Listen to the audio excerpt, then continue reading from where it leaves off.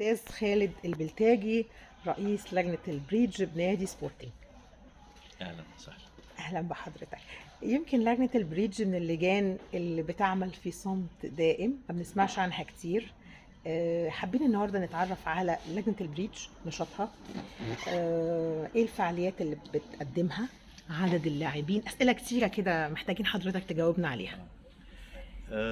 هي اول حاجه لعبه البريدج في مصر موجوده من اكتر من 70 سنه وليها اتحاد تابع لوزاره الشباب والرياضه. والبريدج كلعبه ليها اولمبياد وليها بطوله عالم. ومنتخب مصر بيشارك في كل هذه البطولات، ومنتخب مصر هو بطل افريقيا والعرب all the time.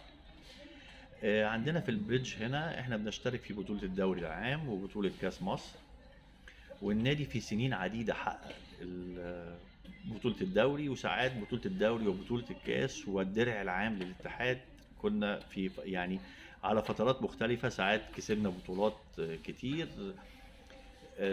ساعات احتكرنا كل بطولات مصر. دايما سبورتنج بيبقى في المنافسة على المراكز الأولى في النهائيات، ولاعيبي النادي دايما بيحققوا نتائج كبيرة جدا في مهرجان القاهرة الدولي، في البطولات الدولية اللي بتقام في الخارج. دايما لعيبة سبورتنج بيبقوا في صدارة الجوائز، وفي دايما بيبقى ليهم نصيب من المراكز الأولى على المستوى المحلي وعلى المستوى الدولي.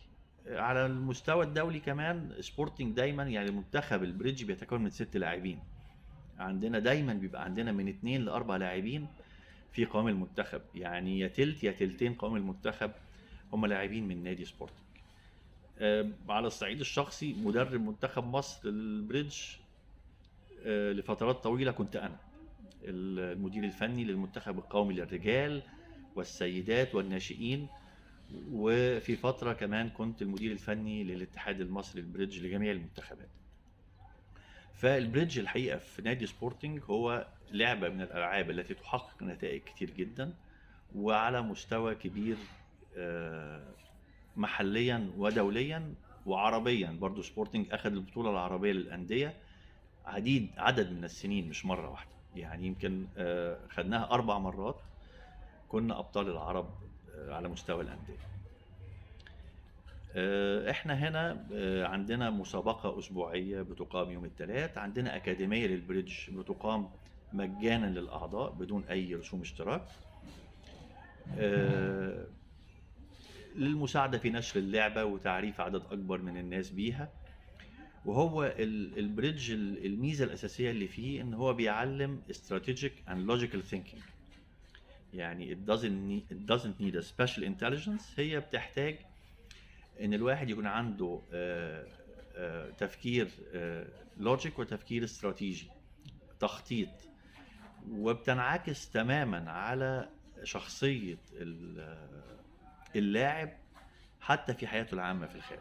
يعني دايما اقول لهم انا اقدر احلل شخصيتك من الطريقة اللي بتلعب بيها. دايما تلاقي حياة شخصية اللاعب هو اوبتيمستيك، هو متشائم، هو and so on. تكون واضحة في يعني لعبه. بتنعكس تماما على طريقة أداء، لأن هي في الآخر إزاي بياخد قرار تحت ضغط، وإزاي بيقدر يتصرف ويفكر ويمنطق الأمور، وبالتالي ياخد قرار سليم.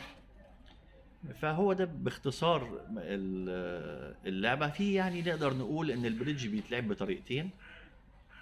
طريقة منهم طريقة البيرز، وهي بيبقى فيه 2 من الزملاء بيلعبوا مع بعض، او طريقة التيمز وبيبقوا 4 من الزملاء بيلعبوا مع بعض. بطولات العالم والبطولات القارية كلها بتبقى تيمز 4 افراد من الزملاء.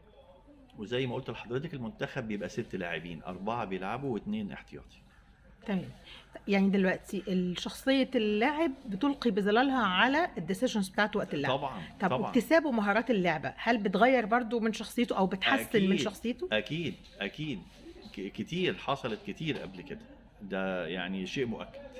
احنا اطمنا دلوقتي ان لجنة البريدج لها نشاط كبير. حضرتك اتكلمت عن الأكاديمية اللي هي مجانية، ممكن اعرف الأعمار اللي بتسمحوا بيها ان هي تيجي تمارس اللعبة؟ احنا بنسمح في اكاديميه البريدج ان يجي لنا شباب من سن 18 سنه، وده في لائحه البريدج كنا خدنا عليها موافقه من مجلس اداره النادي قبل السابق، حتى كنا عملنا لائحه كامله للبريدج بنقول فيها ان احنا كلاب هاوس 21 سنه مفروض، فخدنا موافقه من النادي ان لاعبي اكاديميه البريدج فقط يسمح لهم باللعب من 18 سنه.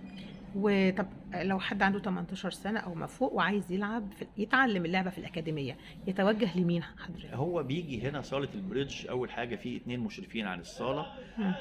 بياخدوا اسمه ورقم تليفونه، بيتم التواصل معاه وبيتحدد له مواعيد يقدر يجي يتعلم فيها اللعبه. احنا كده يعني عرفنا ان اللعبة حضرتك بتحاول تنشروها كلجنة، انه لاعبين سبورتنج بخير وبيحصلوا على جوائز دولية ويمثلوا مصر في منتخبها الاول للرجال والسيدات كمان. لا، لاعبي ولاعبات مصر في البريدج او سبورتنج بالذات كمان. تمام. حضرتك قلت لي تلتين من اللعيبه بيكونوا غالبا في المنتخب بيتكون من المنتخب. 6 لاعبين بيختاروا بسيلكشنز، بتصفيات. التصفيات دي عادة بيكسب، يعني بيخش المنتخب من 4 ل6 لاعبين من النادي. تمام. من 4 اسف، من 2 ل4 لاعبين. اللي هم تلتين اللي هم يا تلت او تلتين المنتخب. اوكي. طيب احنا كده اتكلمنا عن لعبة البريدج بشكل عام. انا عارفة ان انتوا بتعملوا حاجة كده يعني very special، هنتكلم عنها في فيديو تاني لو سمحت لي. ممكن؟ تحت امرك. شكرا يا فندم.